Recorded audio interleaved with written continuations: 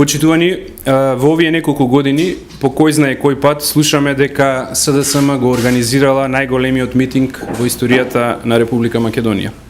После секој таков митинг, кој го прогласуваат за историски, тие губат на избори. Основниот и суштински проблем за сите оние кои говореа вчера и се прогласуваа за лидери на опозицијата е недостаток на кредибилитет, немање на конкретни дела и проекти зад себе. Тие исто така се познати по честото менување на своите ставови. Црвенковски вчера се обрати на пензионерите, студентите, земјоделците, невработените. Го прашуваме, господине Црвенковски, што вие сте направиле за пензионерите на кои им ги намаливте пензиите за 8% или што ќе направите? Господине Црвенковски, што вие сте направиле за студентите кога тие во вашето време плаќаа дури 10 пати поголем износ за партиципација, за студирање, или што ќе направите?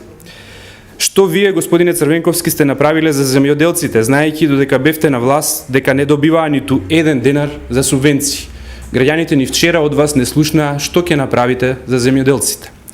Конечно, господине Црвенковски, што вие сте направиле за невработените, знаејќи дека токму во ваше време 200.000 од нив останаа без работа, а стапката на невработеност ја донесовте на рекордно ниво од близу 40%.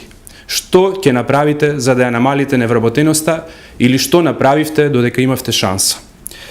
Вчера Бранко Црвенковски и СДСМ повторно по кој знае кој пат се скара со сите институции, организации и поединци. Се скара со сите кои не мислат како него. Бранко Црвенковски вчера ги навреди и заплаши синдикатите, коморите, новинарите, интелектуалците, стопанствениците, само поради тоа што никој од нив не верува дека Бранко Црвенковски има знаење и капацитет да им ги решава проблемите. Предходните неколку денови Бранко Црвенковски и Љупчо Георгиевски заедно искажаа една многу опасна, но и погрешна теза на која ние како ВМРО ДПМН силно реагираме и се спротивставуваме. Тие двајца рекоа дека доколку Македонија добие датум за преговори, тоа значи промена на името. Тоа не е точно. Ова е погубна теза со која Црвенковски и Георгиевски сакаат да создадат впечаток дека дури и ако постигнеме успех, дека е штетно. Во исто време велат, ако не добиеме датум за преговори, повторно не чини, зашто пак така владата ги блокирала европските интеграции. Значи и да добиеме и да не добиеме датум за преговори, Бранко Црвенковски и Љупчо Георгиевски велат и ке велат дека не е добро. Го слушнавме господинот Црвенковски дека побара парламентарни избори. Тоа не подсети на еден ист ваков митинг пред година и пол. Тогаш со истиот тон, со истата еуфорија и со точно истите зборови Црвенковски побара избори. Му ги дадовме тие избори, а тој повторно ги изгуби.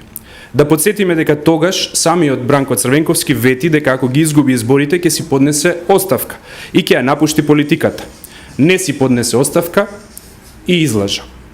Црвенковски е свесен дека поразот на локалните избори за него навистина ќе значи дека мора да си оди од политиката. Затоа се обидува со повик за предвремени парламентарни избори да го мотивира сопственото членство.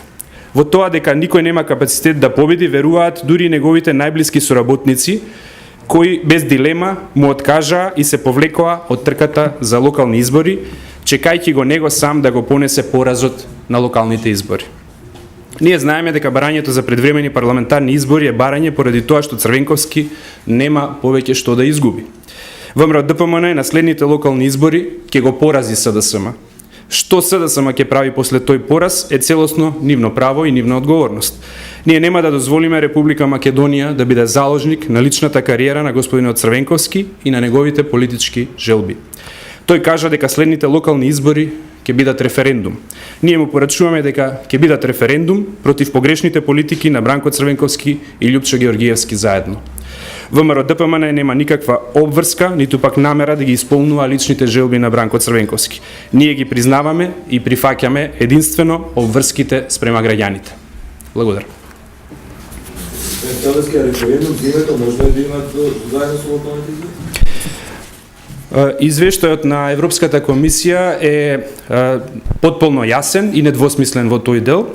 Она што таму се стои е дека отварањето на преговорите, односно добивањето на датум за преговори не е поврзано со претходно решавање на спорот со Грција, туку дека после тоа следи решавање на спорот и во тој контекст мислам дека не треба да се тумачи на било каков друг начин, освен на оној начин на кој што кристално јасно е поставен ставот на Европската комисија.